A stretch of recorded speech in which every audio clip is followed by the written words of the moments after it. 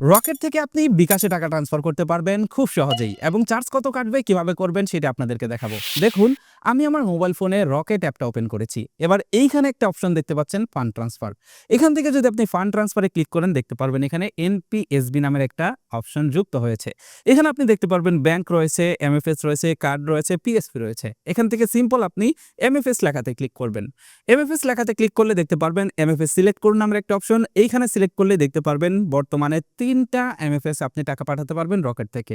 তার ভিতরে হলো বিকাশ এবং ইসলামী ব্যাংকের এমক্যাশ ইসলামিক ওয়ালেট।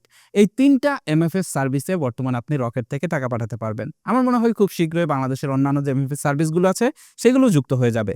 তো এখান থেকে আমি বিকাশ সিলেক্ট করলাম। বিকাশ সিলেক্ট করা হয়ে গেল। এবার নিচে দেখতে পাচ্ছেন মোবাইল নাম্বার। এই জায়গাটিতে আপনি আপনার বিকাশের নাম্বারটা দিবেন। যে বিকাশ নাম্বার আপনি টাকা পাঠাবেন সেই বিকাশ নাম্বারটা এখানে আপনি টাইপ করে দিবেন। এখানে আপনি বিকাশ ওয়ালেটের নাম্বারটা দিয়ে দিলে নিচে দেখতে পারবেন নামটা যদি সেভ করা থাকে আপনার ফোনে তাহলে তার নামটা এখানে চলে আসবে। এবার নিচে দেখতে পাচ্ছেন রেফারেন্সের অপশন। এখানে আপনি যে কোনো কিছু দিতে পারেন, চাইলে কাস্টম যে কোনো নোটও আপনি দিয়ে দিতে পারেন। তার নিচে রয়েছে টাকার পরিমাণ। এখানে আমি টাকার পরিমাণ সিলেক্ট করলাম 1000 টাকা। এবার এখান থেকে আপনি পরবর্তী লেখাতে ক্লিক করবেন। পরবর্তী লেখাতে ক্লিক করলেই দেখতে পারবেন এইখানে এনপিএসবি চার্জ দেখাচ্ছে আপনাকে।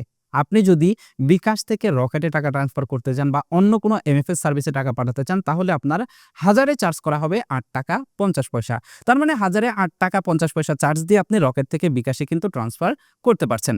এবার সিম্পল এখানে আপনার রকেটের পিনটা দিয়ে ট্যাপ করে ধরে রাখলেই রকেট থেকে বিকাশে ট্রান্সফার হয়ে যাবে। একদম সিম্পল হয়ে গেছে বর্তমানে এই বিষয়টা। খুব শীঘ্রই হয়তোবা বাংলাদেশের যতগুলো এমএফএস কোম্পানি আছে সবাই একটা থেকে আরেকটাতে টাকা পাঠাতে পারবে। বর্তমানে কিন্তু বিকাশ থেকেও রকেটে টাকা পাঠানো যায় এবং আপনি ইসলামী ব্যাংকের যে এমক্যাশ রয়েছে সেই এমক্যাশ থেকেও বিকাশে রকেটে টাকা পাঠাতে পারবেন। আপনার কাছে এই এনপিএসবি সার্ভিসটা কেমন লাগছে, সেই সাথে যে চার্জ বর্তমানে যুক্ত আছে 1000-এ 8 টাকা 50 পয়সা, এই চার্জটা কি আপনার কাছে কম মনে হচ্ছে নাকি ঠিকঠাক মনে হচ্ছে সেটা কমেন্ট করে জানিয়ে যাবেন। ভিডিওটি কেমন লাগলো সেটাও কমেন্ট করে জানাবেন। ভালো লাগলে বন্ধুদের মাঝে শেয়ার করবেন। That's it for now. Take care. Bye by.